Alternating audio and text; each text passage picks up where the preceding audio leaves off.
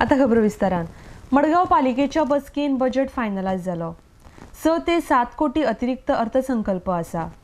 50 micron प्लास्टिकाचेर बंदी घालची म्हण पालिकेन नोटीस काढल्या अशी माहिती नगराध्यक्षा बबिता प्रभुदेसाय हांणी दिल्या। RDX Goa bureau report. It is just a 6 or 7 crores surplus budget. On the receipt side, it is about 75 crores and expenses are about 68 crores. So just I think about 7 crores surplus budget, which is a very realistic budget. Lot of previous heads have been dropped, which were redundant. This time the only thing that we have kept a fund of about 15 lakhs for the disaster management.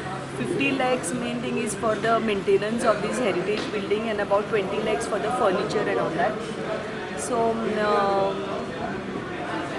on the house tax and all this, that has been raised a bit. So largely there's not much of a difference, but it is, we have made it more realistic.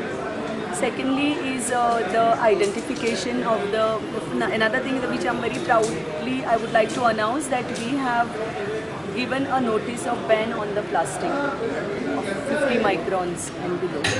So we will come in fact the chief officer has assured the council that he will become very aggressive and harsh on those people who keep plastic, and it will be implemented very strictly.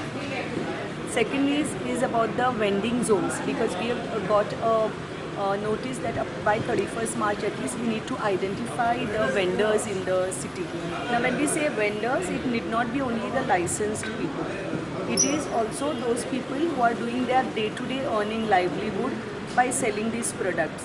And that's why it is the responsibility of the urban local body to identify the vending zones for them, whereby the whole process of selling or like vending becomes more streamlined. There is no hindrance to the traffic, and the city also looks clean and neat.